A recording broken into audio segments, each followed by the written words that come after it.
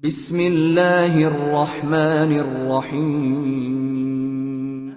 Adab-adab yang bisa dilakukan terhadap beliau yaitu mentaatinya, mengikuti jejaknya, dan meniru langkahnya dalam segala urusan baik dunia maupun agama. Ya, jadi kita mentaati Nabi, mengikuti jejaknya Nabi itu ya sunnahnya Nabi Sallallahu Alaihi Wasallam tadi itu, dan apa? Meniru langkahnya dalam segala urusan baik dunia maupun agama. Yang kedua yaitu lebih mencintai, menghormati dan mengagungkan beliau, mengalahkan seluruh makhluk lainnya siapapun orangnya, ya.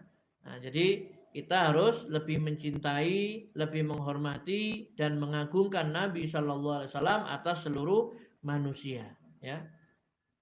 Makanya sampai ketika Imam Malik rahimahullah, ya, beliau sedang ziarah, ya, di makam Nabi Shallallahu Alaihi Wasallam, beliau mengatakan, ya, semua pendapat, ya, atau pendapat siapa saja itu bisa diterima dan bisa ditolak kecuali orang yang ada di dalam kubur ini, ya, yaitu Rasulullah SAW. Ya, semua pendapat siapapun bisa diterima kalau sesuai dengan Quran dan Sunnah diterima. Kalau menyelisihi Al-Quran dan Sunnah ditolak siapapun dia. Ya, bahkan di karangan para ulama sendiri, ya, para imam mazhab, ya, baik Syafi'i, Hanafi, ya, Maliki dan lain sebagainya, itu mereka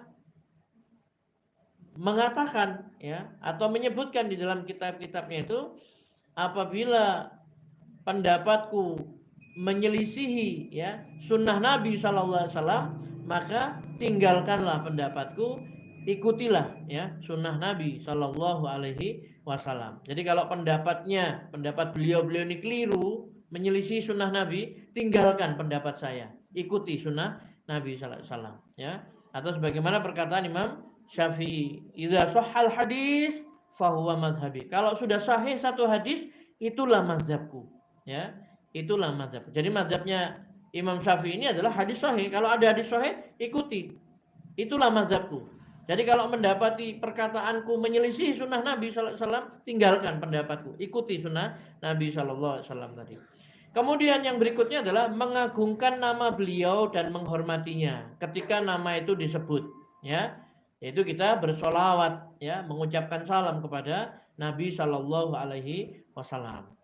Ya, kita diperintah oleh Allah, wahai orang-orang beriman, bersolawatlah kamu kepada Nabi, ya, dan ucapkanlah salam kepadanya. Maka kita bersolawat dan mengucapkan salam kepada Nabi. Allahumma sholli wa sallim ala nabiyyina Muhammad. Ya Allah, limpahkanlah solawat dan salam kepada Nabi kami, yaitu Nabi Muhammad SAW.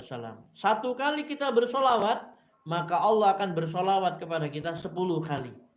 Ya, dan kata Rasulullah SAW, Allah memiliki malaikat-malaikat yang memiliki tugasnya khusus. Tugasnya apa? Mendengarkan solawat dari umatnya Rasulullah SAW. Jadi kalau umatnya Rasulullah SAW ini bersolawat, malaikat itu mendengar, kemudian solawatnya akan disampaikan kepada Rasulullah SAW. Ada malaikat yang ditugaskan oleh Allah menyampaikan salamnya umat Rasulullah SAW ini kepada Rasulullah SAW. Ya. Dan termasuk orang yang paling dicintai oleh Rasulullah SAW itu, paling dekat majelisnya pada hari kiamat dengan beliau adalah orang yang paling banyak bersolawat kepada Nabi Shallallahu Alaihi Wasallam. Yang terakhir adalah yaitu kita menghidupkan sunnah-sunnah beliau, ya, sunnah-sunnah Nabi ini dihidupkan, memasyarakatkan sunnah Nabi Shallallahu Alaihi Wasallam, menyampaikan dakwahnya, ya, melaksanakan wasiatnya. Itulah adab-adab seorang muslim kepada Nabi Muhammad sallallahu alaihi wasallam.